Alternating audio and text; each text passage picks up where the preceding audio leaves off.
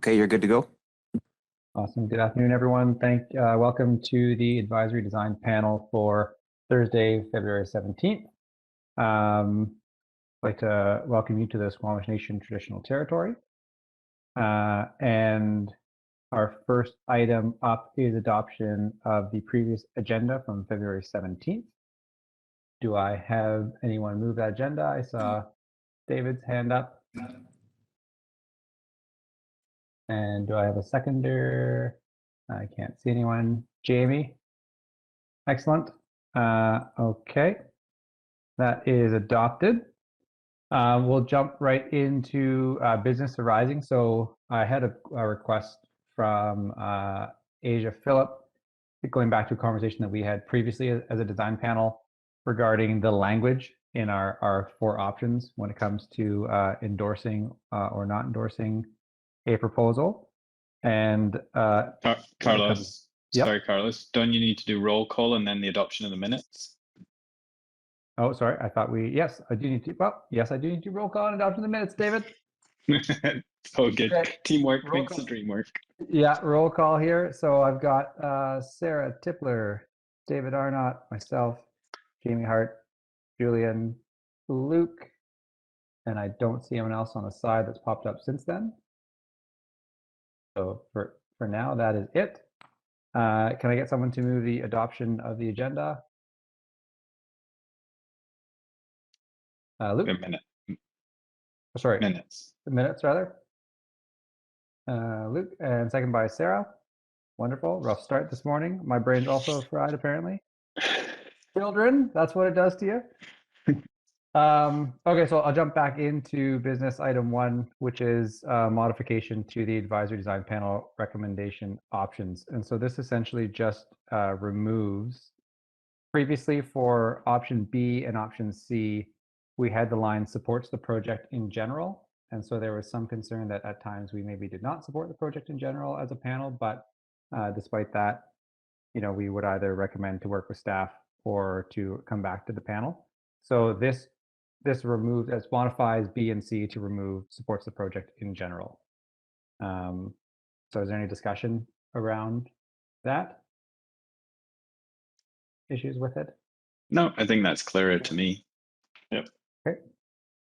So I believe for the next agenda item, which I need to recuse myself from, the old options might be there, David. So just to throw a curveball there, you might need to read from these recommendations. Okay. Oh, Catherine Kuntz has joined the chat. Welcome, Catherine. And Catherine, I believe you are the new representative from the Arts Council. Is that correct? That's correct. Awesome. Welcome to Advisory Design Panel. Thank you. And I don't think we have anyone else new yet. Okay. Excellent. So with that, and in the interest of time, because we've got a busy agenda today, I will recuse myself and pass over to David Arnott. Hello. Yes. So next piece of business arising 4.2 is development permit 582, residential 1 Oceanfront. I'll hand it over to Jessie Fletcher, planner. Thank you, and good afternoon, advisory design panel. My name is Jessie Fletcher, planner with the District of Squamish, and today I'm here to introduce development permit number 582 for a new development featuring a mixed use and a residential building connected by an internal courtyard on the oceanfront. The development features commercial uses at grade and a residential building along Road C. So the project is located at the south end of the Oceanfront Peninsula, adjacent to Works 1, which was the development permit reviewed at Advisory Design Panel in January. The proposed development is in the primary employment area and zoned comprehensive development zone 69. The proposed development is located in development permit area 12, which is the Oceanfront DP area, and is subject to subsections 6.7, 6.8, and 6.16. These guidelines are attached as Schedule A of your report today, and the DP guidelines that are requiring further applicant detail or ADP comment are highlighted for ease of reference. This project has not been presented to ADP before. On this project, we've got 3 variances that are proposed at this time. One is a variance to the setback along Road C to accommodate upper story balcony projections. There's a variance to the number of stories in the residential building from 4 to 5. And a variance to the number of parking stalls required, which is expected to no longer be required once a forthcoming amending bylaw is adopted. Staff have already provided the applicant with feedback regarding the servicing of the residential waste room, the location of which will be challenging for the residential waste provider to service.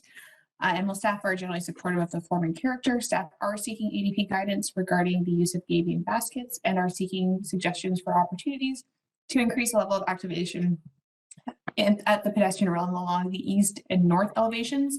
I'll note that I wrote east and west elevations in your report, but I was asking you about the north elevation, so apologies.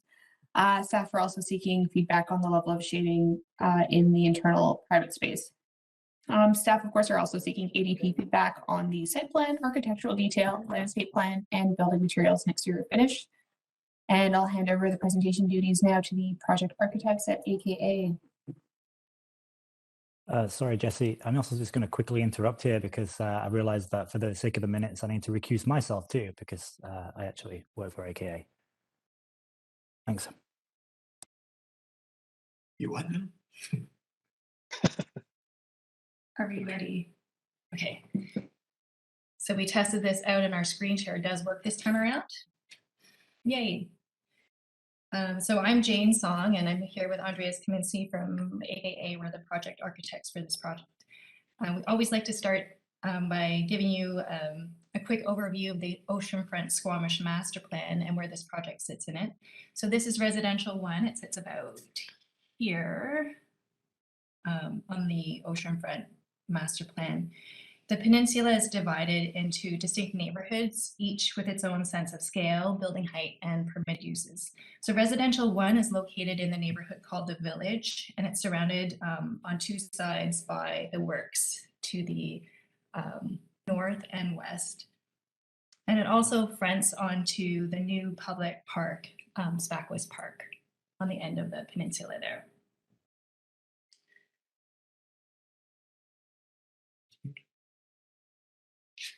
I think that's all we wanted to say.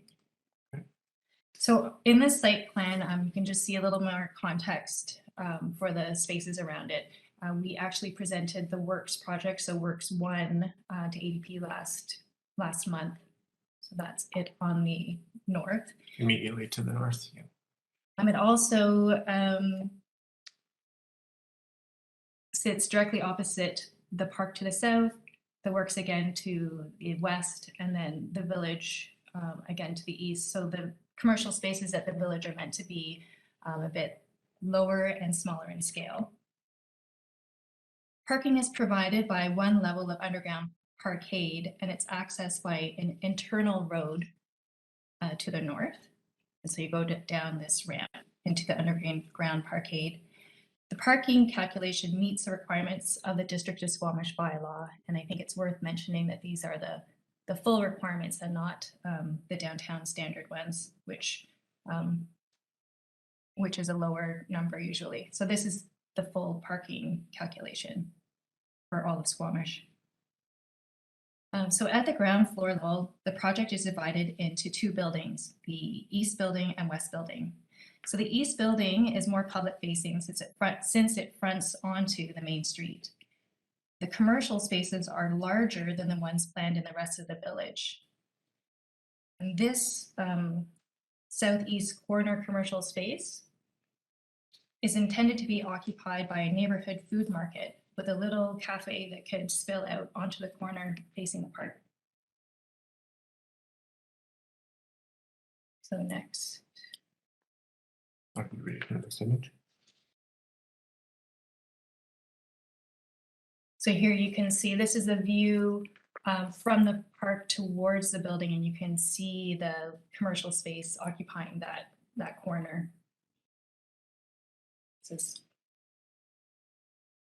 So for every project, we like to start by figuring out the unique opportunities as well as the challenges for each site. So for this one, the potential was really obvious since it's directly facing the new park, there are unobstructed south-facing views to the ocean and mountains in perpetuity. So we knew we had to make the most out of these views and the sunlight. We also had a set of challenges that are common in Squamish that we all know about, and that is exposure to wind, sun, and rain. Here on the Oceanfront, we felt that this exposure is actually quite a bit more pronounced than usual, and we needed to address these challenges through design. So this is how we really came to commit to the idea of creating large continuous decks that are about 8 foot deep around the east, south, and west facades. So these decks provide a lot of outdoor space to each unit. They are also well protected from rain, sun, and wind exposure, which helps make them more usable throughout the seasons. So one of the main features of the decks are these operable glass enclosures above the deck railings. So this allows people to close them during times of inclement weather, including heavy winds, but it also doesn't interrupt the view, so you can always enjoy sitting out there. We also felt that these decks helped provide privacy from beyond, so that when you're looking up at the building, you're not looking directly into each of the units, but you're looking onto the decks, and so it just kind of buffers that view a little bit. In terms of construction, this building is designed to meet step 4 of the energy code and will be all electric. It's also designed to be of mass timber construction with CLT floors and wood frame walls with robust exterior insulation. The CLT will be exposed as a ceiling material within the units as much as possible, which we feel will be a nice design feature for this project.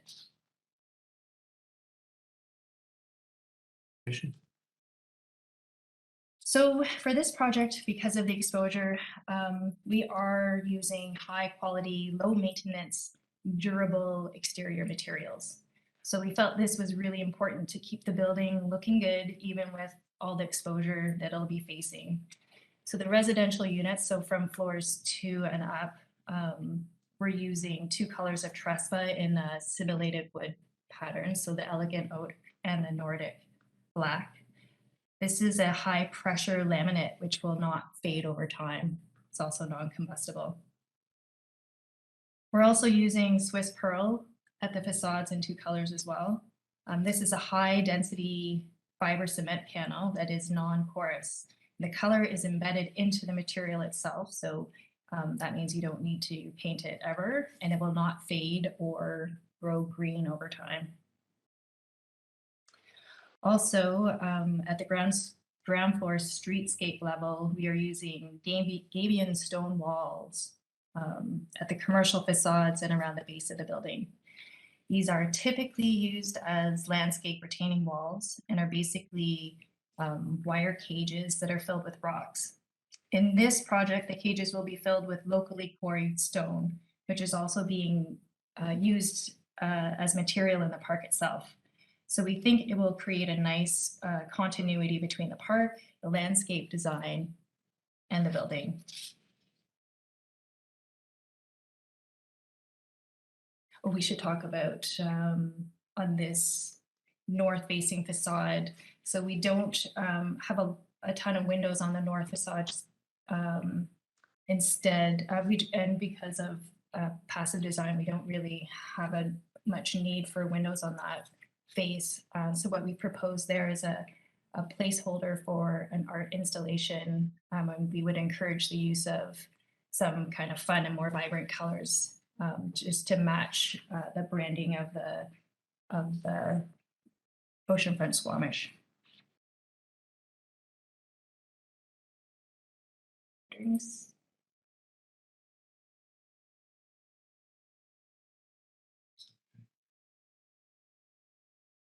These are just some renderings around the site. So here you can see, this is the top rendering is a view down Main Street. So you can see the front corner of the building with the public art facade, as well as the commercial streetscape.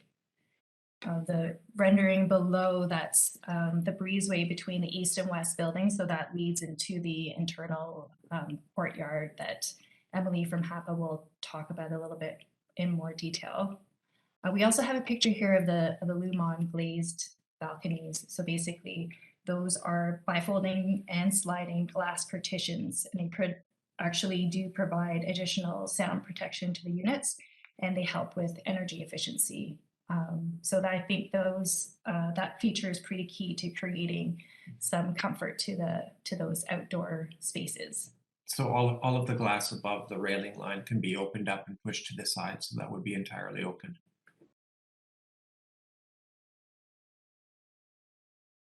This is another view into the courtyard from the opposite direction. So this is north facing south, so it leads towards the public park. On the right, you'll see the townhomes there's 2-story townhomes that occupy the first and second floor on that side. You can see it in the bottom view. Those are the townhomes along Road C. So you're looking at their front gates and their front doors.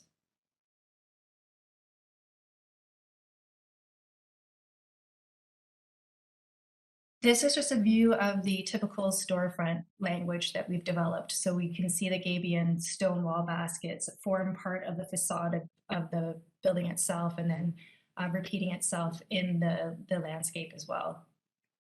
Just to give you an idea also of the type of signage that we're proposing.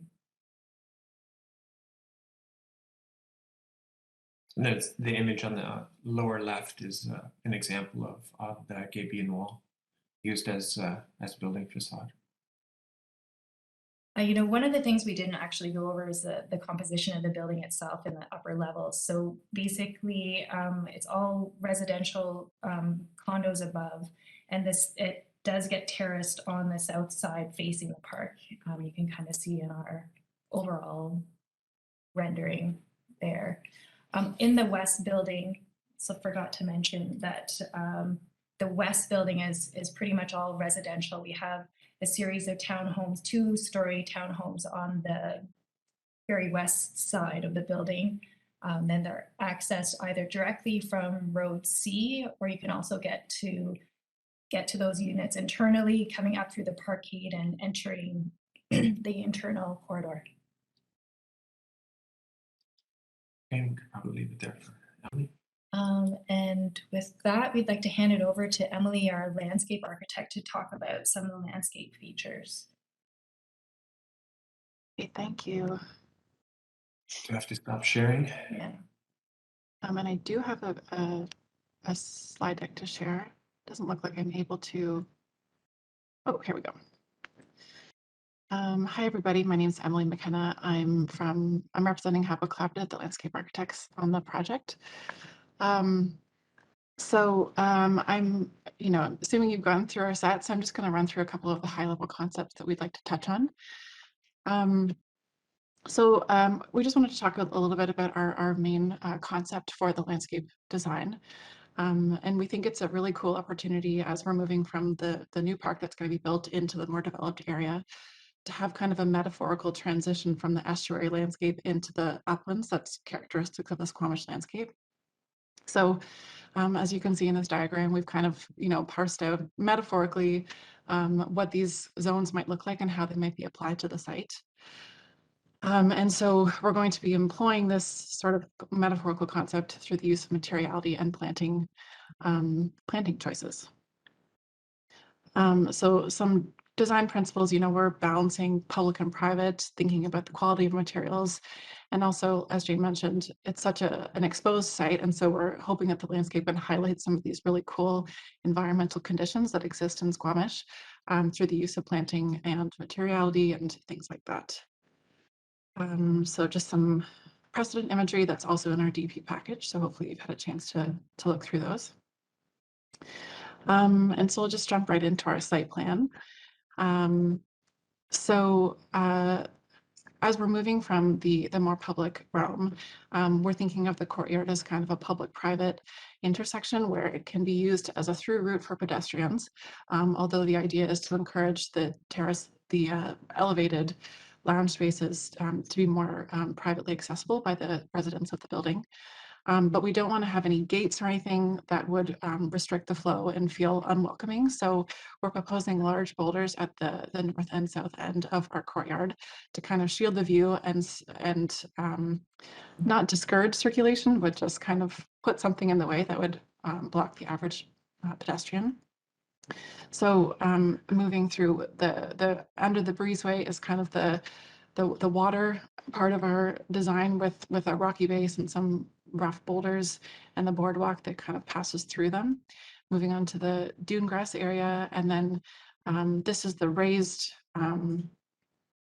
lounge space that's separated by some grade change as well as a really serene water feature. Using gabion to retain this upper lounge space. We have some kind of tucked away spots for different groups to gather, and then a large dining space. We have the townhouse entrances, as Jane and Andreas mentioned. And then on the street facing side, really simple landscaping for covered walkway, covered circulation, bike parking, benches. This section shows some of the transitions in grade change, and so a largely accessible site with a sloped walkway up to the elevated portion with flush walkways that traverse through the courtyard. The upper levels, simple terrace, the public amenity spaces, vegetated buffers between the private terraces that are adjacent, open dining concept, a big harvest table so all the residents can kind of mingle in that Squamish way, and then beautiful views out to Howe Sound. I also threw on my plant list there because I'm sure there'll be questions about that. And so we're sticking to native plant palette with wind-resistant species that are on the exposed sides, and using native trees to achieve the different zones that we're trying to achieve. Yeah, so that's just what I wanted to share today. More than happy to answer any questions. Thank you so much. Okay. Yeah, thank you all for the presentation. Just for Catherine's benefit, I don't know if you've been on an ADP before, but what I'll do is I'll go through each of the members and we'll ask questions first, and then we'll go back through and then do comments. So please keep the first set just to questions, second set's to comments. And I'll put you last, Catherine, just so you've got a feel for it. Could I go to Jamie first, please, for questions? Yep.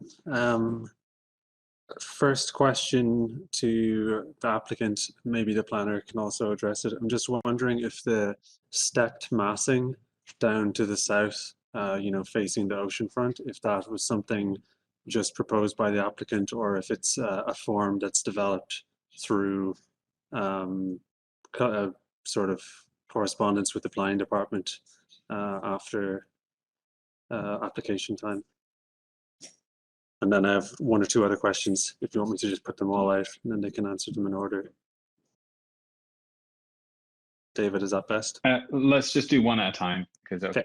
Yeah, I can probably jump in there. I would say that stepping of the massing was the design direction from the beginning on our side. I know definitely that the district has had some strong recommendations towards that, especially near the water, and sometimes we push back on the wedding cake and sometimes we haven't. And this is one of those instances where I think it really helps the project to provide that exposure at the south, and especially to that park. Like it's, and part of it in having the public spaces in those locations is you're for that entire building, you've got those two amazing spaces that residents can use, which I think will be incredibly valuable. So you might not have the unit to the south, but at least you can go and experience that view and that environment. And the site also transitions quite a bit from the park, which is obviously very low, to the works, the large buildings that are directly to the north of the the north of the site. So the building steps up and towards that to reach that height at the very north end of the site. And the intent was to have this stepping down along the front of the building on the south side, so that we would get some more light into the courtyard and some more direct light into the courtyard facing units. My second question is about bike storage. I just had a look at the P1 plan. I could only sort of identify 64 or so bike room stalls, and I know that the project data sheet has a sort of 190 or so, so I'm sure I'm just missing the locations of them, and I'm wondering if any of the resident bike parking spaces are at grade or if they're all sort of P1 level. If I could share again, I can show you. We don't have the ability Yeah, to we share right now, but share the drawing. But each floor has, in both of the buildings, there's a sort of a central storage area in each of the buildings here. Okay, we can share.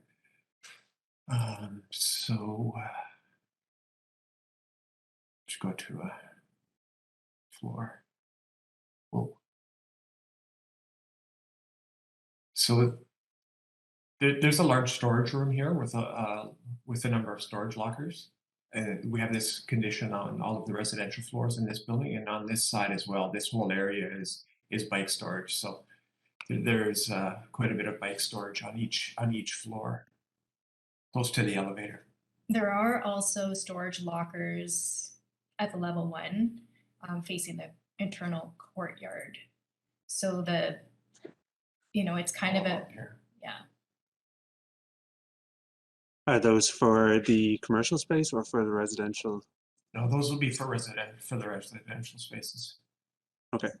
How they get allocated is kind of up in the air, but there is an opportunity for oversized storage there because those will have quite high ceilings as well. Okay. And then lastly, just about the requested setback on the west side, is there a dimension for the variance? Or is it a varying the definition of what's allowed to project into a setback? Like, is there actually a dimension on a plane, or is it sort of a written variance? Yeah, it's, if you can see on this side of the elevation. So the setback, we've got the building face at the setback, and we would like to have the decks on the outside of that setback. So what that looks like is this. So the building setback is at grid line 3 here, and so those decks, that's what we'd like to have the variance. Okay. Typically, the decks are not allowed in the setback, and that's what the request for the variance is for that. Okay, yeah, that's everything for me. Okay. Thanks, Jamie. Sarah, could I go to you?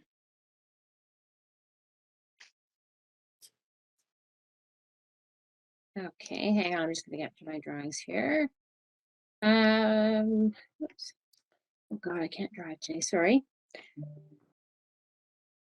Just a question, from the accessible parking that's at grade on the surface, there appears to be a line of planting between that and the sidewalk. How are you proposing to get from the parking to the sidewalk? Yeah, that would happen right in here. Like, yeah, that's not shown in our. But that parking. Yeah. Yeah, there would be a cut here. I mean, you can kind of see it, but it's green. Oh, okay. It's been greened over. Okay, cool. It would happen basically at the central location here, Sarah. So they would come through there and through here. Okay, cool. And then with the these sort of walkways that are going over the grassy knoll, etc., those are at grade, or is there? That's right. These will all be flush. This will be flush through here, and then it will ramp up gradually, kind of a 1 in 20 ramp. Yep, 5%. To the higher area. Okay. Cool. And then it looks like there's some planting between those pavers, but you said there is an accessible pathway that goes to the amenity eating area? Yeah, Yeah, Emily could probably speak to that.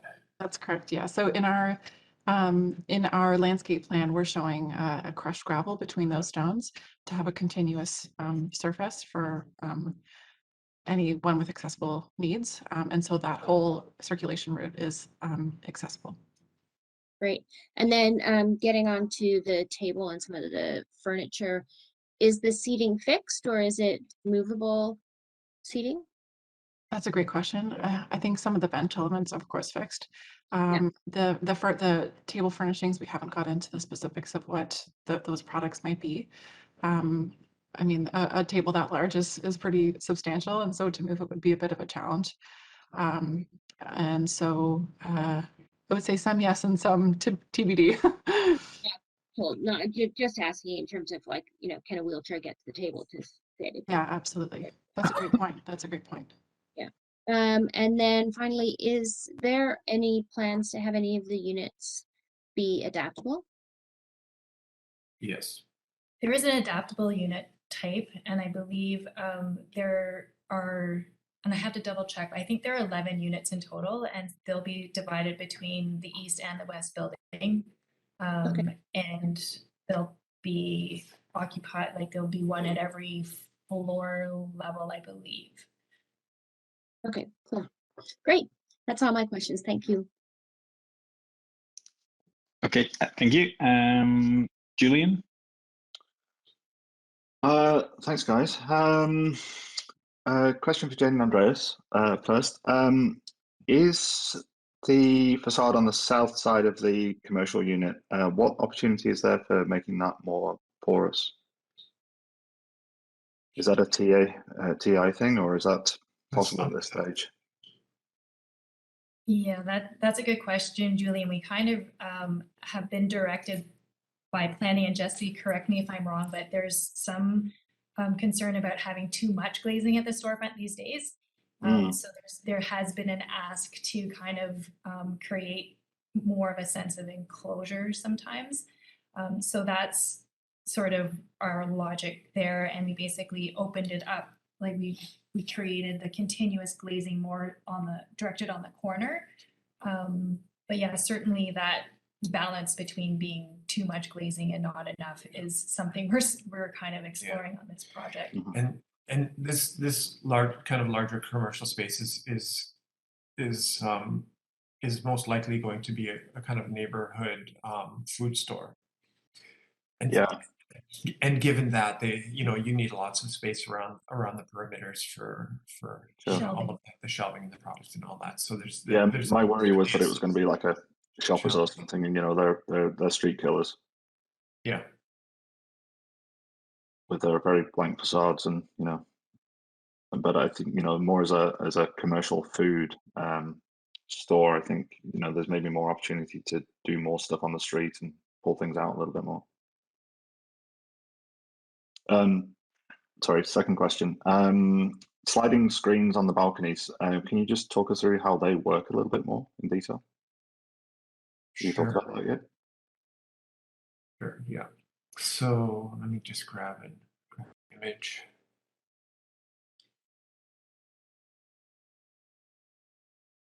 So they're kind of like, the old NanaWall systems that are bifolding, and then they slide also on a track.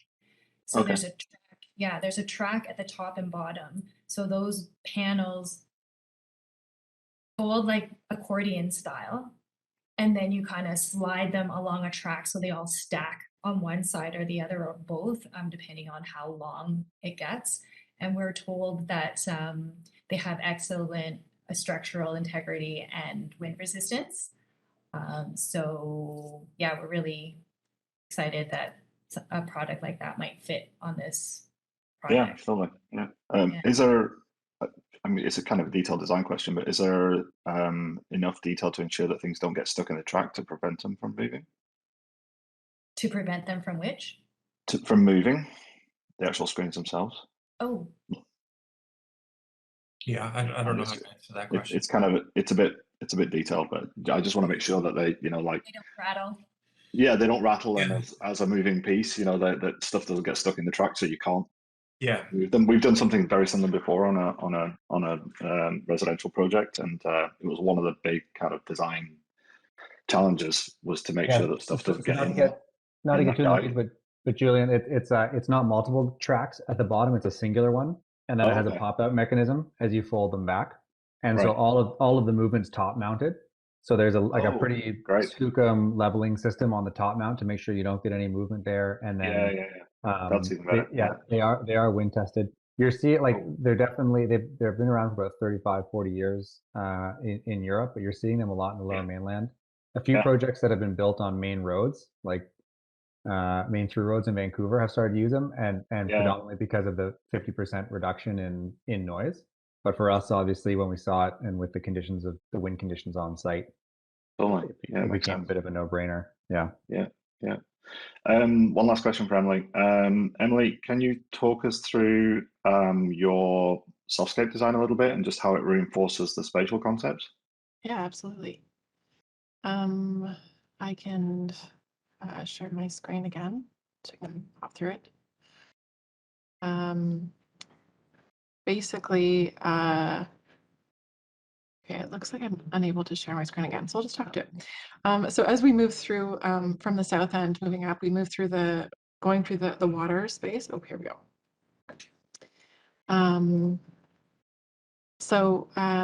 Okay, I'll just zoom in.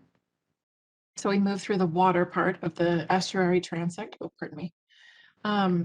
And as we move through, we go through the, actually, let me just flip up through. Okay, so the dune zone, the supertidal zone, is characterized by dune grasses, and so our planting palette for there is what you would find is actually what we're proposing at the Oceanfront Plaza as well. So a mixture of Lamus mollis and some other native flowering species that would characterize this type of environment. You know, we're taking a metaphorical approach to the planting palette. So in our plan, actually, what we're showing for this area is a grove of poplar trees. So a pretty dense planting of poplar trees, or sorry, trembling aspen, I should say. And so they have this beautiful fall characteristic, and also they'll flutter in the wind. So all of this crazy wind that flows through house sound will get picked up by the leaf texture and quality, which we really love. It'll also lend a pretty soft dappled light to these spaces that'll allow a little bit more privacy. And from the views upward, or sorry, downward, I should say, from the terraces up above. And then as we move further northward is the kind of the mixed deciduous coniferous tree strategy that would be in the kind of mountainous regions. And so we have a mixture of trembling aspen and some small coniferous trees here. In each of these zones also, we have a pretty significant understory strategy that can be found in our planting plan with appropriate ground cover species that will be relevant to these different zones. So for example, in the forest upland, we have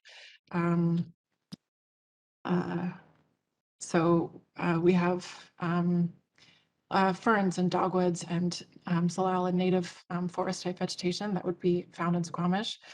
For the subalpine zone, so the mixed deciduous coniferous zone, we have heather and spirea and that kind of ground cover vegetation that you'd find there. And then in the outer parts of the design, the ones that need wind protect that are exposed to the wind, we have some species that are okay with being in heavy winds, and then also on the terrace, there's full sun planting species there. So we've tried to be really fastidious in the selection of plants that we're going with that are characteristic of the site, and also try and emphasize this concept of moving through these different ecozones. Thank you. That's it for me. Thanks. Oh, can I just go back and answer Julian's question a little bit more about that commercial space? Yeah. Seeing the park.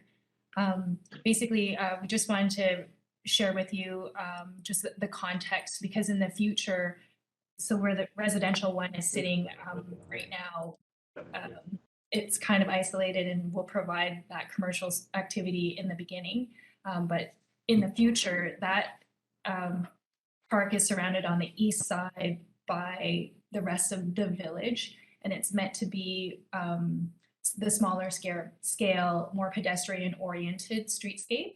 So we kind of envision that more of that pedestrian retail activity happens at a smaller scale on that side, and then it transitions as you walk along that road facing the park. It transitions to kind of like the more private residential and employment space area. So just that sort of future context. Right, got it. Okay, Okay, thank you. A little bit, yeah. Okay, cool. Thank you. Catherine?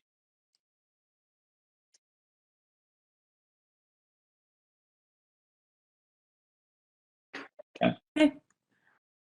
Hi. Okay. So you mentioned that the public art placeholder would have oceanfront colors, and the design was specifically shown with oceanfront graphics. So are you proposing that this will be like a commission with artistic limitations that match or mimic the branding? Or will it be more similar to a public art process where you would hire more of like an artist rather than a painter? The answer to that is unknown as of yet, Catherine, but we certainly like our brand colors and like to see them involved in art. But that said, we've got hoarding strategies and a whole bunch of other items that we're kind of engaging for the site generally. So my guess it would be more traditional process whereby we commission something unique for this building, and it doesn't have to be closely tied to our brand to be on the building. Yeah, I think what we did like about it is just the vibrancy. It's just because color is a big, it's a big concern for a lot of Squamish people. So we did want to create an opportunity where color and that kind of expression of color is really invited to our building, and that would be an appropriate place to explore it. Not necessarily those exact colors. Okay. And do you see that this is something that the applicant manages on their own, or would this be in collaboration with the Squamish Arts Council, or maybe like a jury? Or how do you see that process being managed? Yeah, I think we do need to refer a bit to District of Squamish, because I know that they do have different strategies for how to implement public art, and it is quite common for a developer to hire a public art consultant who basically runs that whole program. So I know that's something that's been quite successful on our other projects. And I can't speak to, do you remember how much Squamish Arts Council was in? I think that Squamish Arts Council is invited as to be a member of the jury in that selection process. So it would be, I think the way it typically works is as a representative of the developer, the architect, someone from Squamish Arts Council, and probably the district planner. I'm not sure about that. But there is kind of a process that we have gone through on other projects, I think, that would be suitable for this one as well.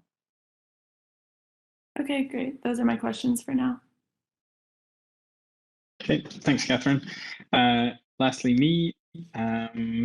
Quick question. How thick are the gabion baskets that are attached to the exterior of the wall? They're 12 inches. Okay, cool.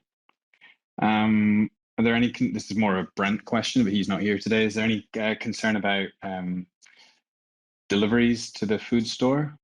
There's no loading bay around the building, do they? Yeah, they're loading at the in the courtyard. There's 2 loading spaces there, and as well there's some loading spaces on the street that we've got indicated for larger trucks if they have a large truck. And then there's a corridor that's accessed from the corridor, that side of the building.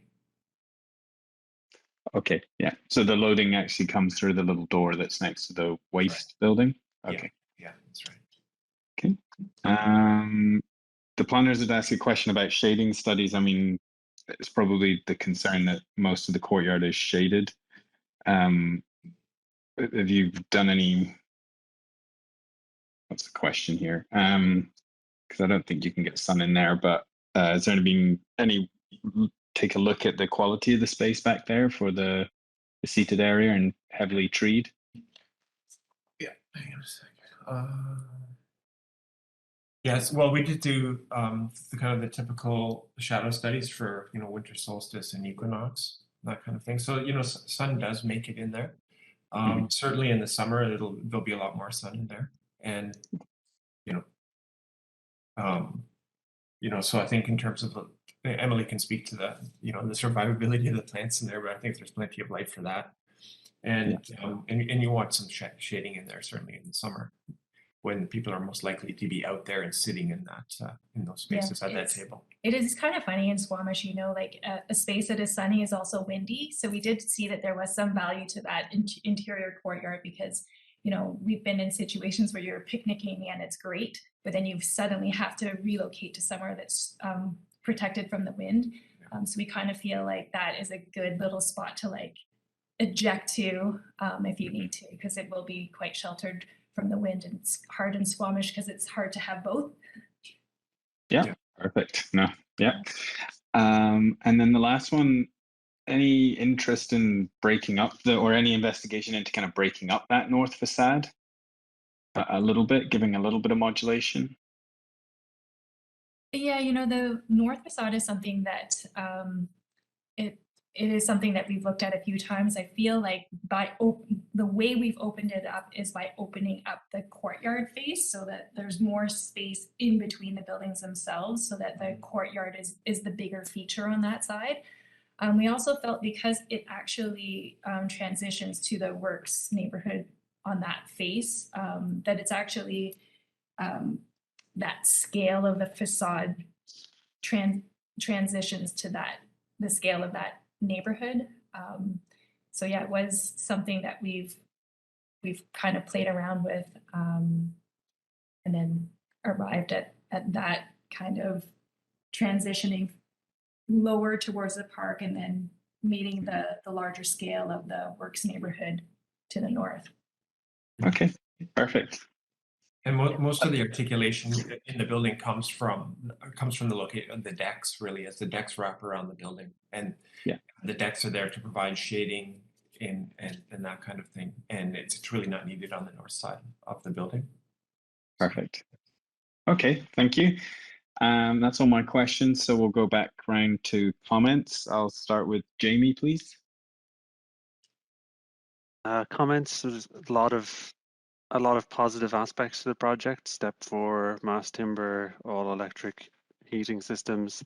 I really support the generous balconies. I think it's a very clever way to address sort of the shading concerns, to provide, you know, amenity and shading together, and then also to address sort of current and future climate issues by having that sort of in-between space, which is the sort of partially enclosed balconies, and giving people the flexibility to adapt their space to, you know, changing weather. I think that's really beneficial. I think I support the setback variance on the west. I think, again, it's like an important shading and amenity space, having those large balconies on the west. I'm fine with the gabion stone. I think it's good that it's further used in landscaping as well. It sort of makes sense of why it's there. I think there's a really high quality of materials generally in the project, sort of recognizes the prominent site. I think the density is appropriate. I definitely don't think the site is overbuilt. If anything, I think it could be higher facing the park. It seems as if, in just massing terms, the building maybe slightly turns its back on the park, and I feel like these balconies are going to be well used and quite animated, and it's quite a nice backdrop to the park to have kind of an animated facade full of people on a nice summer evening. I do think just with regard to the bike parking, it would be good to look for opportunities at grade to have bike parking. You know, I think it's a common problem that there's very good secure bike parking for the $4,000 mountain bike, but maybe not for the $400 kind of road bike, the kind of bike that people will hop on and will displace car trips in Squamish. So I hope that there's opportunities for some of those storage spaces at ground level to provide good bike storage, and maybe look at cargo bike space and e-bike charging in those areas. I think that's about it. Yeah, just one other thing, which is maybe a little bit outside the scope of this. So I think it's a little bit of a shame that the project is kind of separated from the park by pretty significant car parking space, but I understand that's an issue that sort of probably predates the setting of this parcel. I just think it's pedestrian connection to the park is a little bit fragmented by obviously the parking considerations for the commercial space, but also the fact that it's a complete sort of loop around, and pedestrian connection is kind of confined to street corners, and I think it breaks the relationship between what could be quite a nice commercial frontage and the park surface itself. But other than that, I think it's a really nice scheme. Cool. Thank you, Jamie. Sarah, comments? Yeah, I am similar to Jamie. I find there's lots of positives to this project. I don't have any problem with any of the variances, the balconies or the overheight, as well as the gabion stack wall. I think is quite cool. I would just, and I like that accessibility has been a consideration, just to be considerate of what seating is going to be involved around the table. And also I think that there's not the benches, but there's a set of a few seats to allow enough space for somebody with a wheelchair to socialize with whomever's sitting in those Adirondack chairs or whatever type of chairs they are. And that you might just want to consider having maybe a patio heater by the table for, when it gets cooler, just to extend the amount of time that could be used out there. And otherwise, yeah, I think it's great. Thanks very much. Cool. Thanks, Sarah. Julian? Thanks. Nothing but good things to say about this. I think it's a really great project.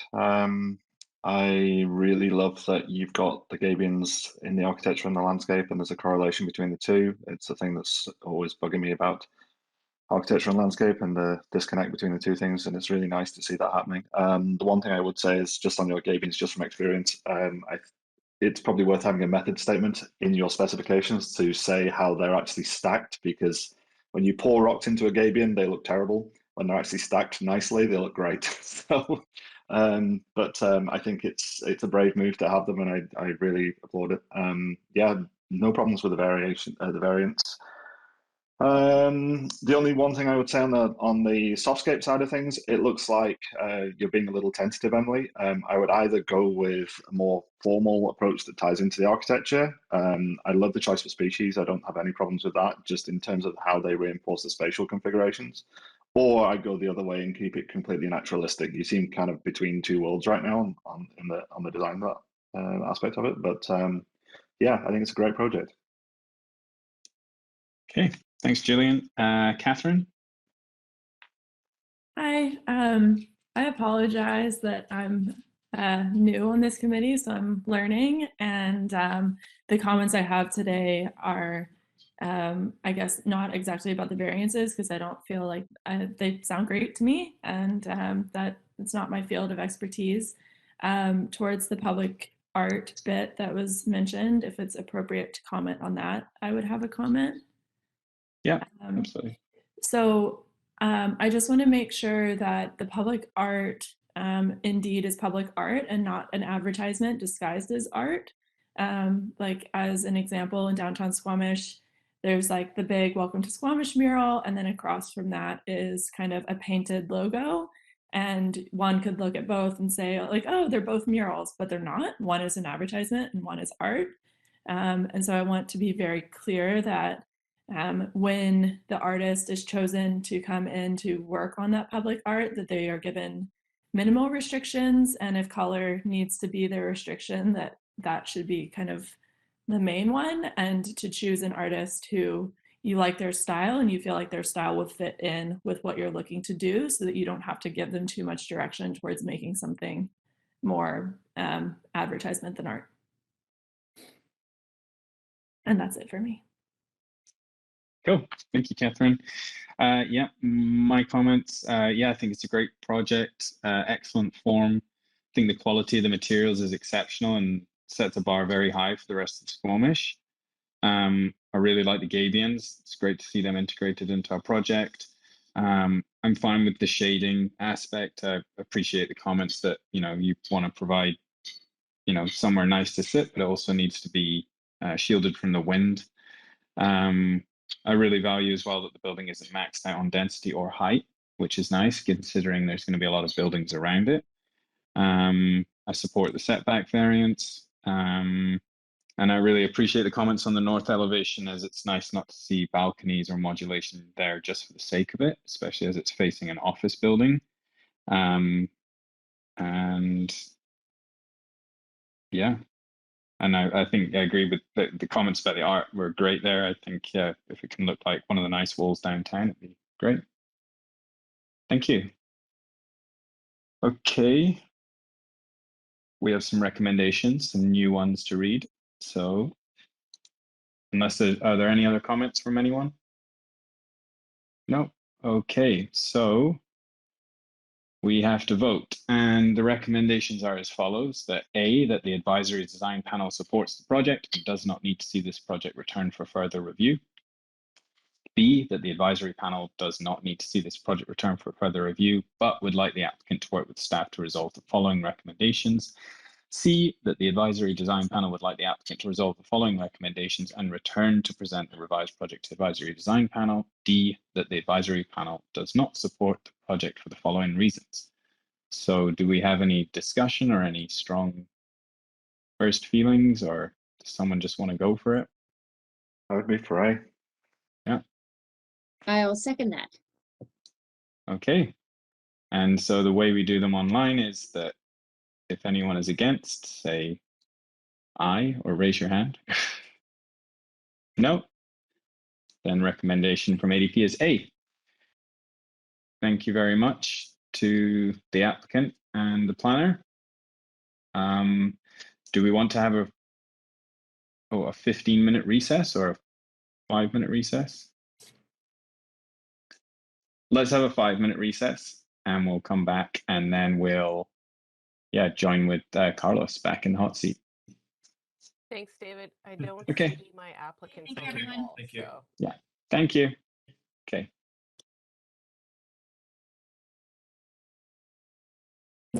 Okay, go ahead. Awesome. Welcome back to the second half of Advisory Design Panel. I'm going to take one step back to the first business item, the Advisory Design Panel recommendation options. And do I have someone that can motion for us to adopt that change? Sarah, motions, and a second from Jamie. Any opposed? Seeing none, those are adopted. Excellent. And with that, we'll skip back to item 3, which is development permit 580. And Asia Phillip, planner, take it away. Thanks, Carlos. Yeah, Asia Philp here, planner with the district. So this is ADP's second look at the first phase of a 3-phase mixed-use development proposed at 1940 Centennial Way. It actually straddles both sides of Centennial Way. The projects within Development Permit Area 3 are universal guidelines. Previous comments from the October 21st, 2021 meeting are outlined in my staff report, which is in your agenda package, so I won't run through all of those. My report also summarizes the changes that the applicant has made to address ADP's comments. And generally, staff feel like the application is on a good track. There's just a few specific recommendations that we're looking for advice from ADP on, and that's specifically on the revised material and color palette, the revised accessibility aspects, and particularly the internal courtyard access. And then lastly, also on the weather protection, and again, specifically for the internal courtyard. So before I pass it back to the project team to run through their changes they made, I just want to provide some clarification to the panel. This development permit is in the district's priority application review stream. That's because there's a daycare, and then the apartment is 100% rental, a mix of affordable and market rental. And so being in that stream means that we're not bringing the project back to ADP for a third time, but that we are going to work with the applicant to address the recommendations that ADP makes here today. So if you guys have any questions on that, let's talk about that now. Otherwise, I will pass it to Mark and Brent. Great, thanks very much, Asia. I don't see my share button highlighted yet. I'm not sure if I need permission for that. Oh, there we go. Yeah, Harley will pass it to you. Thanks. Awesome. Okay, do you want me to jump right in, Brent, or do you have any introductory comments? Just really quickly, yeah, we're back for a second time at ADP.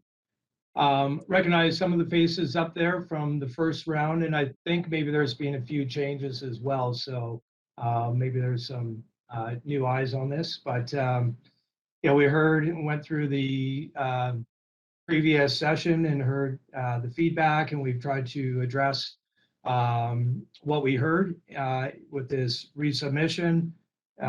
We think we've listened carefully, and we've made the changes where appropriate, we think. And on some items, maybe we're trying to still maintain some of our original I don't know, thoughts or visions. But I think it really integrates sort of everything that we heard. And I think that as we walk through and Mark explained some of those changes that we've made and where we've made those, that hopefully the panel will see what we see and maybe agree with where we're headed now, and look forward to hopefully a positive outcome here, and we'll leave it, turn over to the people who are better at presenting this stuff, the architect. So we'll turn it back to you, Mark. Thanks. Great, thanks, Brent. So I will share my screen here.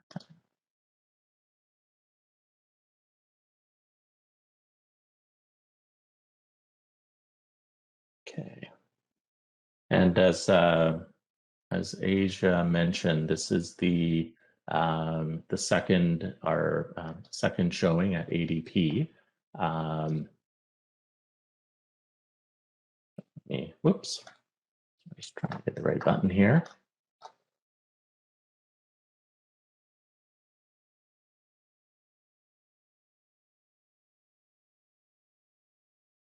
Okay. Is everyone seeing my screen okay? Wonderful. So again, so this is our second second showing at ADP. So a couple of these slides I'm going to flip through relatively quickly, just because really the focus of this presentation is to highlight the changes that have been made. I guess by introduction, again, my name is Mark Blackwood. I'm a principal with Acoustics Architecture.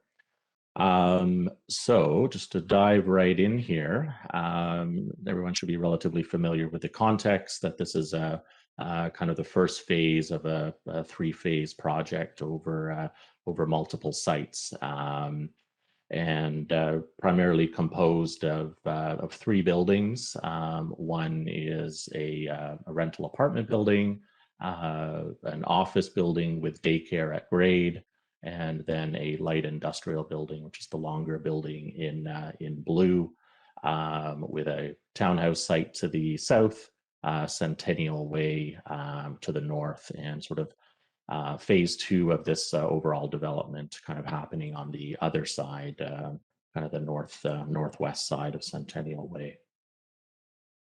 Just a slightly more zoomed in view. Here we see kind of the composition of the three buildings. These all sit on a common parkade structure and kind of knitted together with this series of pedestrian mews and kind of pedestrian connections kind of in the in-between spaces between each of the three buildings.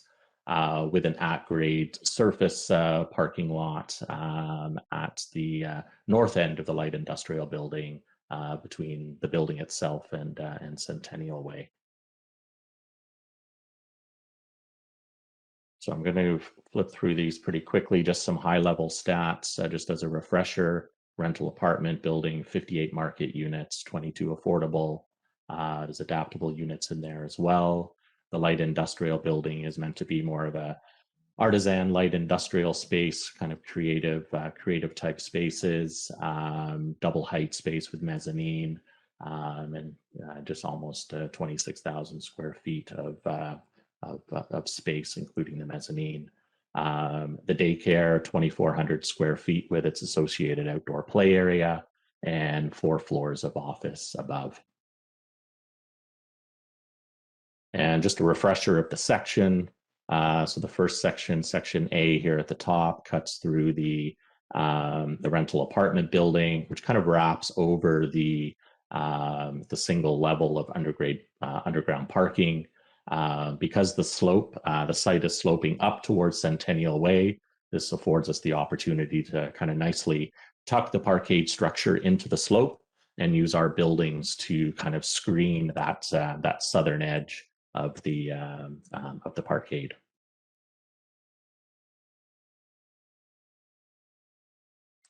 So the design changes that we want to highlight that came out of some of the comments from the last ADP and also comments from staff. As Asia mentioned, this round we looked at increased color variation between the buildings. There was a thought that there was an opportunity to highlight through materials and colors kind of some differences between kind of the pure residential building and some of the more kind of office and light industrial spaces, and could that be sort of celebrated in a way with more kind of material and color change? So we're going to look at that, and some of the images to the right are just some teaser images from different renderings that sort of highlight some of these moves that we're making, and I'll dive into those a little bit deeper. Increased weather protection for pedestrians along the face of the light industrial building, and greater use of natural materials, i.e. wood, at key pedestrian areas. And we've really focused our kind of attention to a lot of the canopies and structures that are providing weather protection, and using those as opportunities to highlight some wood and wood timber features. Some of the other changes is there was comments made to provide greater articulation along the rear side of the light industrial building. So this is the face that directly faces the residential building to the south. And we looked at providing additional bump outs and articulation to the roof line to provide more articulation and kind of a nicer interface to that pedestrian muse that runs between it and the residential building. We also looked at some refinements to the daycare drop-off to actually increase the amount of play space and kind of the required play space that we need for the daycare. So there were some revisions to the site plan there as well in terms of the drop-off and kind of expanding that outdoor play area to comply with those requirements. We also needed to provide and kind of allocate the required accessible parking spaces. So those are now identified on the plans. And previously, there wasn't kind of an ideal connection from the apartment building to the Muse courtyard from an accessibility point of perspective. And so we've now provided an accessible path, and also just improved, an improved accessible route from the Muse courtyard connecting to Centennial Way. So I'll just kind of dive into these a little bit with some updated diagrams. So this is the vehicle access and circulation diagram previously presented, and now we've kind of highlighted where the proposed accessible parking stalls would be located. Trying to get those as close to kind of principal entrances, and also kind of indicated at the parkade entrance here that we have a number of accessible stalls within the parkade, also located kind of close to building entrances within the parkade. So now kind of laid out where all of those are provided. In terms of improving some of the accessible circulation throughout the site, two two new areas that that we've improved upon. One is this arrow right here. Hopefully everyone can see my cursor. This is the accessible entrance point into the apartment building that provides that connection from the courtyard level of the apartment building out to the courtyard itself. And also there was comments made to try and create more, sort of a ramping connection down to the sidewalk at Centennial Way, instead of forcing the accessible path of travel out kind of towards the light industrial parking. So trying to make a more direct connection to the sidewalk at the end of the plaza and pedestrian muse. So we've now provided for that accessible ramp at that end. In the courtyard itself, just a little bit of a blow up here showing how now we've created a separate hallway and direct connection out to the muse. Previously, you had to pass through the indoor amenity room in order to get to the muse. So we've kind of segregated those two program elements. So if that room is in use, it's not kind of preventing anyone from getting out to the courtyard. And then also the desire and kind of request to provide more covered areas within the muse with weather protection. So over the picnic area, sort of a SketchUp view here of a kind of a proposed trellis structure with a solid roof on it, which would allow for that kind of exterior gathering under cover. From an architectural expression point of view, we're continuing with this theme of kind of this more kind of West Coast language of grays and wood tones. But what you'll see in some of the images is we're now introducing some bolder colors like more of a red tone corrugated metal, and also the use of more galvalume corrugated metal as well to celebrate a little bit more of the light industrial uses that are going to be on the site. So starting with the rental apartment building, previously the base of the building was dominated by kind of a darker gray corrugated metal. We've now introduced a complementary light gray corrugated metal, which would kind of be on the the lower four levels of the buildings in between the center bump out and kind of the end bump outs of the building. And this is to provide greater visual articulation and also to generally kind of lighten up the facade a little bit more. So you'll see the smaller image at the top right was the previously proposed elevation, darker gray corrugated metal, dominated kind of the first four levels with kind of the brick at the entry. Now, kind of you can see the lighter gray corrugated metal either side of the entry bump outs, the entry bump out, and really kind of allows the end bump outs to kind of pop a lot more than they did previously, and I think overall creates a much lighter and brighter looking facade. So just a kind of a before and after perspective view as well. So that was kind of the major material change on the residential building. For the light industrial, and this is where we sort of start to create a little bit more distinction, between the residential use and kind of more the light industrial and commercial uses on the site. Introducing the galvalume corrugated metal and the red toned, which is actually called an oak brown, on some of the volumes as well. So this is the updated color palette with those two additional materials added. And the next slide here, you'll see sort of the difference that's made in terms of the upper right image previously proposed, which was really a play on kind of tones of gray with kind of the red, being kind of a slight accent on the facade. Now we've made quite a bold statement with the kind of the anchor end of the building being in the red corrugated metal, and then the longer wing of the building would be in the galvalume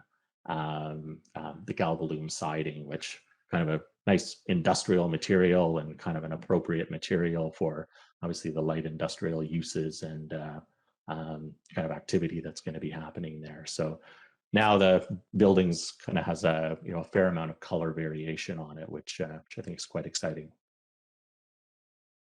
The other things to point out here as well is the continuous canopy that we're providing along the face of the light industrial building.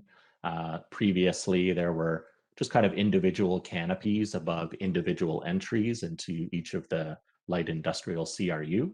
Now we've created a continuous canopy, again, with kind of timber accents to provide that warmth and also continuous weather protection. Along with kind of wood accents on the canopy that would be over the patio at the end of the kind of anchor tenant of the building at the end there. You see that in a couple other renderings here. So again, the red toned corrugated metal, the weather protection with timber accents, and then the other end of the building, you can see now the continuous canopy with timber accents providing that weather protection all the way along, and obviously the introduction of the galvalume metal siding. A couple of views at the rear of the light industrial. As I mentioned, we provided further articulation here with kind of some bump outs at the mezzanine level, which also allowed us to extrude out the roof line a little bit more to break up that continuous fascia, and also working with the landscape architects to kind of ensure that there's adequate landscape buffering along that edge as well. This is the rear of a light industrial use, so there will be a level of kind of solid wall there, just due to the functions of the interior uses. So we wanted to sort of make sure that was an aesthetically pleasing facade, as it is kind of fronted by the residential uses on the other side. And obviously this is a predominant gathering space for residents and the community here as well. And then the office building is also kind of carries that language of the red corrugated metal and the galvalume. So we use these two additional materials to kind of tie the office and the light industrial building together, and by doing that kind of allows the residential building to have its own distinct language, and but still have the darker gray corrugated metal as kind of a consistent material throughout all buildings. So there's some cohesion between all buildings in the development, but also creating enough variation as well. We also use kind of the red corrugated metal in areas of kind of significance, if you will. So we kind of highlight, like the light industrial building, we use the red siding to kind of highlight the anchor tenant at the end there. On the office building, it's really used to kind of highlight the entrance and kind of, hover above that kind of special use of the daycare at kind of the lower ground plane here. So again, just some before and after views of the office. Again, quite a transformation from what was previously kind of a gray on gray tone with limited accent colors to kind of now punching out entire volumes in this kind of bold red color. And because it's the oak brown, it's a bit of an earthy red as well. So it's nothing that was going to stand out as being too garish or anything like that.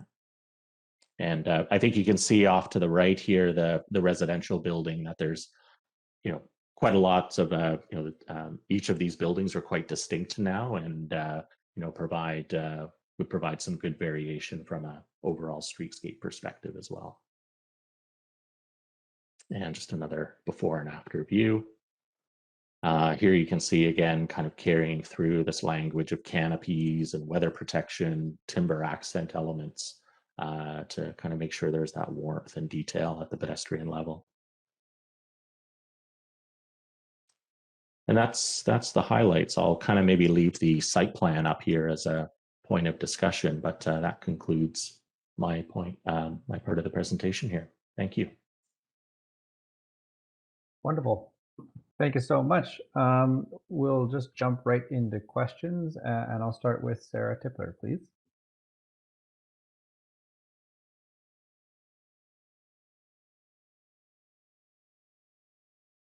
Sorry, I was driving issues.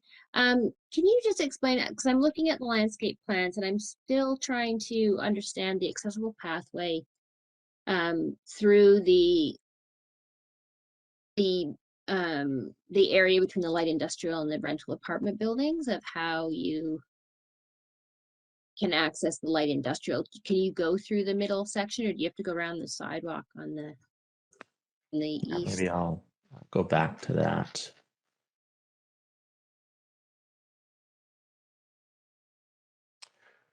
So yeah, essentially all of the orange arrows here are accessible paths, and the blue areas are kind of sections that are non-accessible due to, for example, this main one here, there's a full, over a story of grade difference between this lower area and the upper area. So it's just not possible from a ramping perspective. But from the residential building, we've kind of provided that access out of the end of the residential building. So there's direct access to the courtyard level. And I guess from the sidewalks, you would either be using the sidewalk along Centennial Way and kind of tying in, tying into the pedestrian use at either this location off of Centennial Way or off of either end of the light industrial building. You can kind of loop around the building and kind of access the muse. And do you know what the slope is from the corner of the commercial building where the daycare will be going up along Centennial? Oh, this grade here. So we're climbing about a story over that distance. Yeah, I'd have to do the math on that. Yeah, I'm not sure off the top of my head. I'll have to figure that one out. Okay, and then will the patio at the end of the industrial area be able to be traveled across, or is that going to be part of the commercial space? Yeah, so the idea is that depending on the tenant that's there's opportunity for patio space, and maybe this arrow should have more accurately been drawn, but the intent is that there would be a path that remains on the outside edge of the patio, and you can see it highlighted by the change in the paving material. So there would always be kind of access around the patio back to kind of the front side of the light industrial. Okay. Okay, and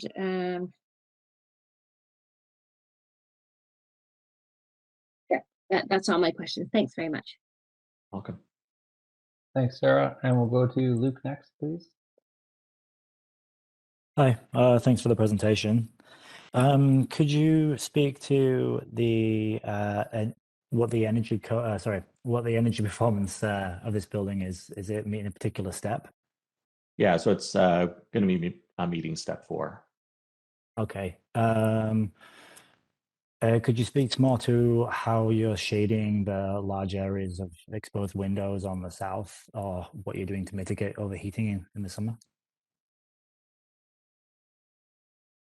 Yeah, so I think on the residential building, a lot of that is there's sort of a combination of sort of balconies that will provide some shading. The others will be relying primarily on kind of the glazing performance and the solar heat gain of that window spec.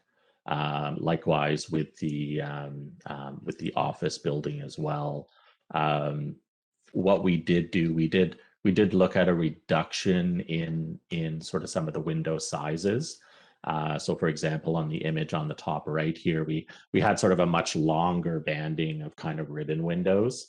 Now we've gone to kind of a slightly smaller kind of punched windows, but again, we'll be kind of looking at the window spec and kind of working with the energy modeler to kind of make sure we're kind of striking a good balance there.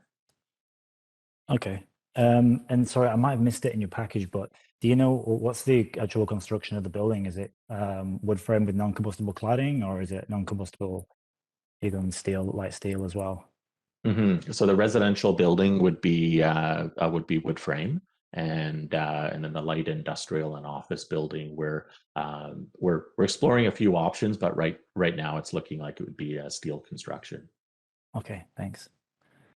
And then regarding the accessible path of travel and everything through this site, was there any consideration that's given from a north-south sort of orientation? I see how you've kind of brought it in and made good use of the grade change to get the parking under there, but I'm just wondering if any consideration has been given to trying to turn this blue line, oh, you can't see my mouse, turn this blue line, the non-accessible route from the play area to the south. Is there any way to get that done via landscaping, and so that it sort of feathers that grade change to allow people from the future phase to the south into that industrial area?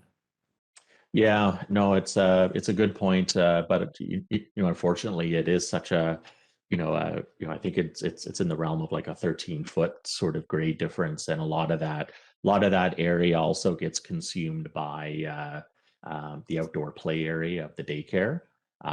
So there really isn't a sort of a practical solution there. The amount of ramping that would be required would just be too prohibitive. Yeah, I understand. Material-wise, is there been any? I see you've done a lot of consideration changing the materials from the last one, and I actually wasn't part of that meeting, but I'm just wondering if there's any further consideration being given to additional differentiation between the rental building and the industrial buildings. I see that the corrugated metal has been used on both, more as a consistent use, I guess, to tie the project together, but I'm just wondering if there's been any consideration to further differentiating and adding more color to that building.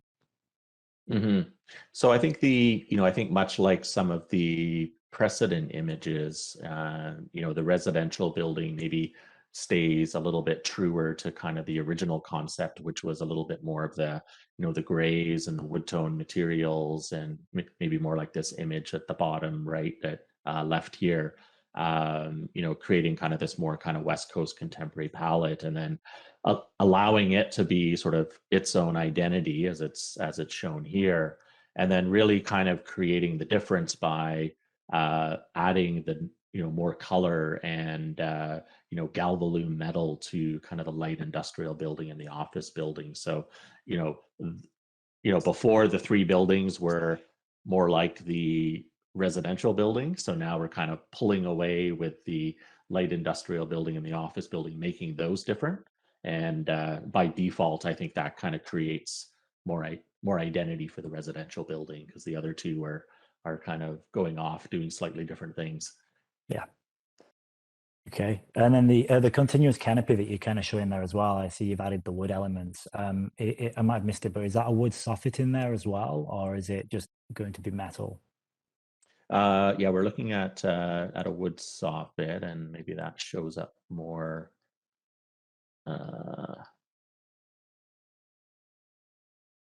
Probably in one of the teaser images. Yeah, you start sort of seeing it kind of here, and more in kind of this area. This is the office building, but you can kind of get glimpses of it over here as well.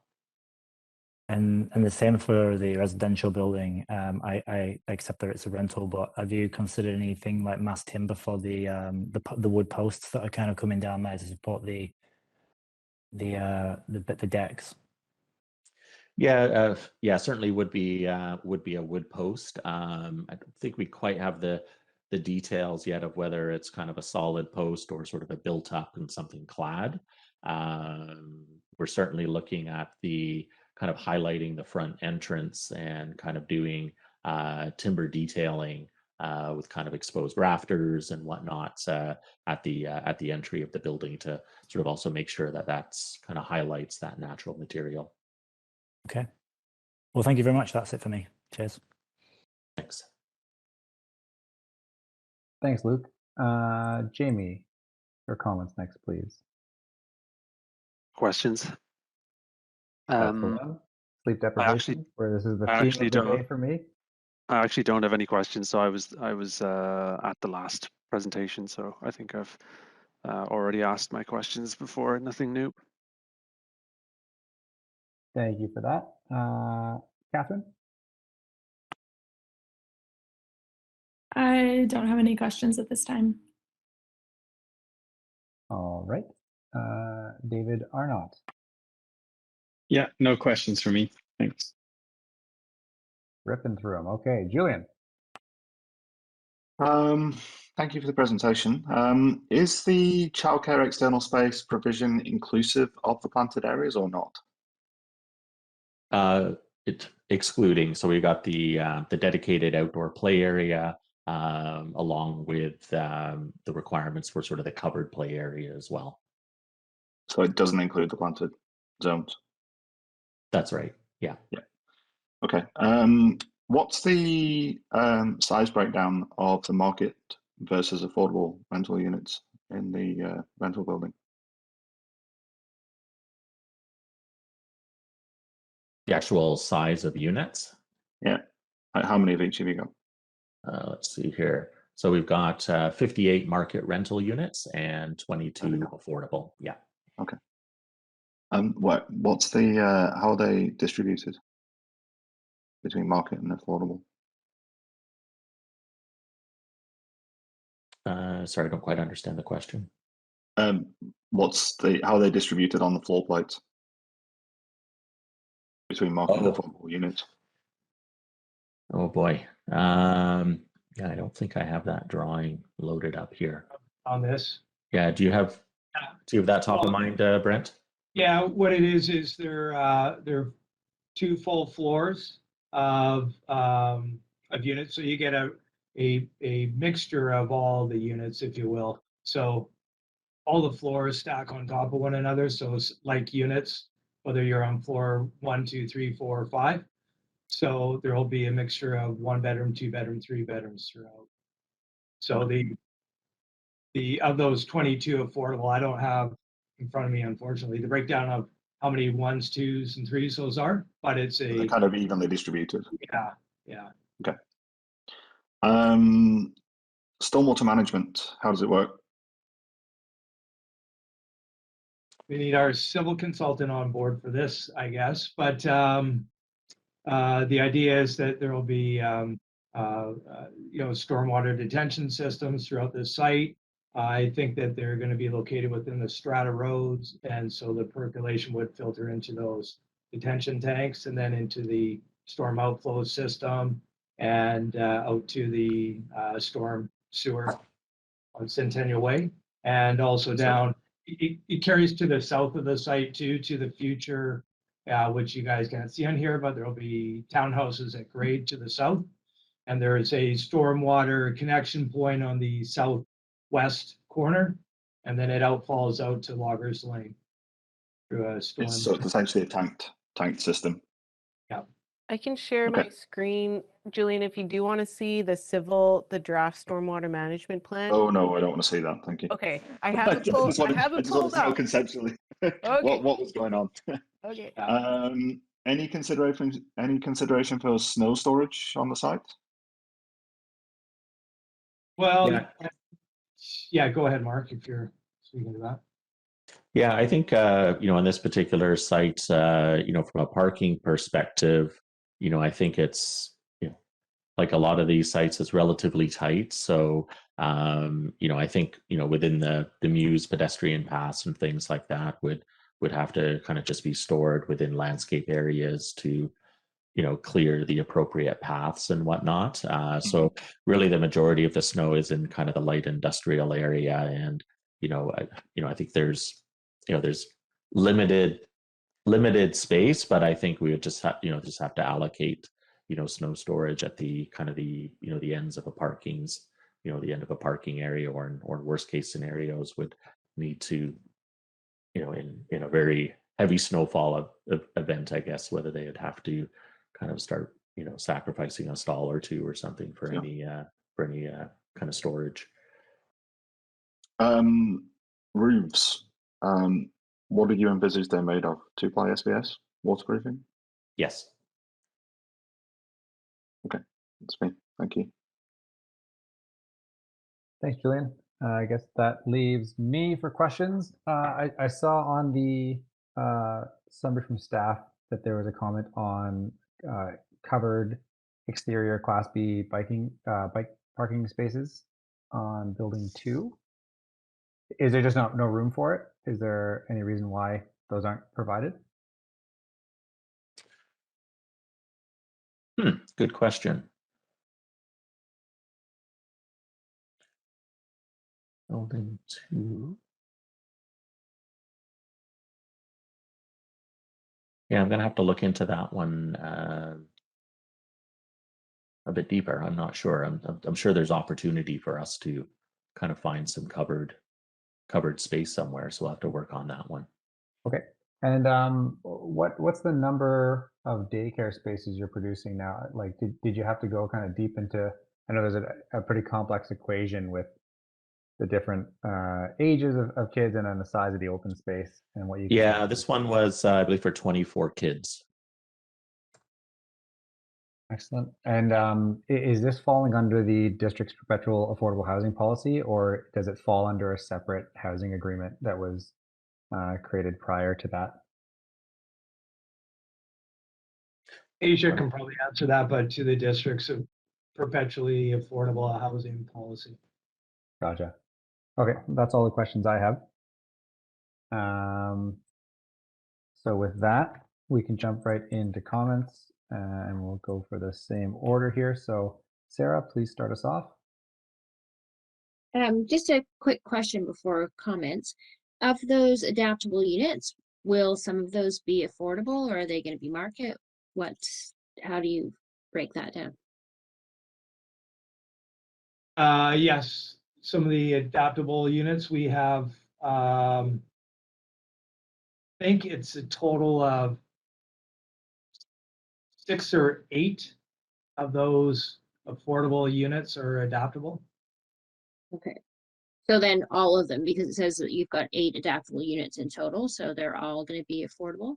Or I might be speaking, I'm grasping at this one because I don't have the data. Maybe it's 4 and 4. Okay. I'll have to double check on that. I don't know. I think, Brent, the last time you and I talked, we talked about doing a roughly 50-50 split, give or take a unit or 2. Okay. Okay, so my comments are that the pathway needs to be maintained, the internal pathway around that patio in perpetuity, as well as ensuring that the accessible parking stall, surface parking stall, is not used as snow storage. You're gonna go on that one. It's good catch. And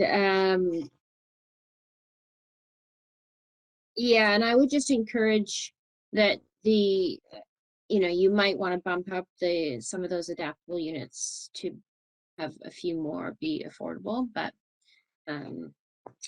that's my comments. And of those, have a spread, because I think there's 1 bedroom, 2 bedroom, and 3 bedroom units. So have a mix of the types of units, and that's my comments. Thank you.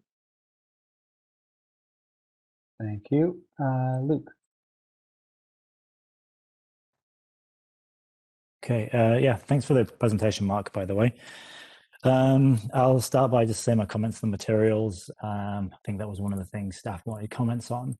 I think, yeah, it's definitely a big step in the right direction, looking at the previous stuff that you showed us. I welcome the Galvalume and everything on the industrial and the color scheme there. And then moving through to the other one where you've added like the reddish color on top.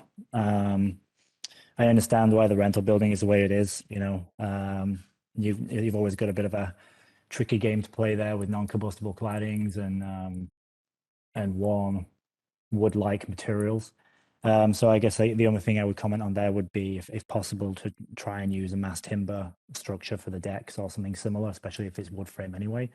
I'd hate to kind of see them done in lighter timber and then flashed out with hardy panel and flashings, because especially when there's an opportunity there to get those natural building materials exposed. yeah, I understand the complexities of the accessibility. I think it's good to see at least people being able to get into there and moving around.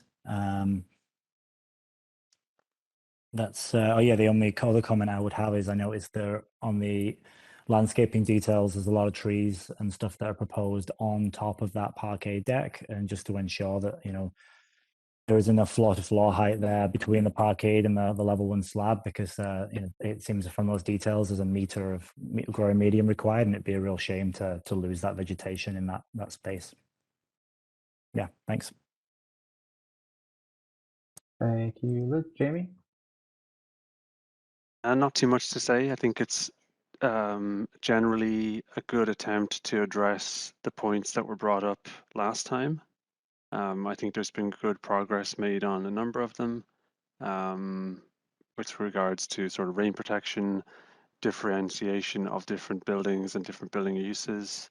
And then just to say thanks for the presentation, that it makes it, you know, pretty productive second visit to ADP when there's a nice sort of before and after of changes like this. It makes it, you know, easy to stay on the message and, you know, just referring to sort of issues that came up first time and changes made. So thanks for that.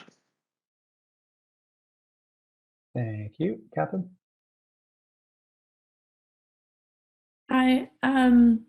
I didn't see anything in the proposal about any public art, and I don't know if that was required. Might be a little late to throw these comments in, but if some type of public art could be incorporated in anywhere in the project, I think that would be great. Maybe can I jump in quick, Carlos, and just explain to Catherine that there is a public art commitment from this development, and it's coming in phase 2. So you will see it hopefully sooner than later. Okay, thank you so much. Yeah. Awesome. Is that all, Catherine? Yep. Okay. David? Yeah, my comments, good to see the full length canopy that we were all asking for in the first go around. I think the colors, you know, you've done with them what you can, which is great. To me, the rear of the industrial units still look like the back of the building with the single steel door, but it's good to see a mixture of material, even if that wall kind of remains flat. And good to see the rental and the office building are kind of more different now, especially the window treatments. And yeah, I echo Jamie's comment. I was going to say this as well, that seeing the before and after is really helpful, both for current members and new members, especially given that it seems like a long time ago that we saw this. But yeah, thank you. Thank you, David. Julian? What have I got here? The materiality seems appropriate for use and function. I'd like to see more effort put into passive stormwater infiltration systems, if possible.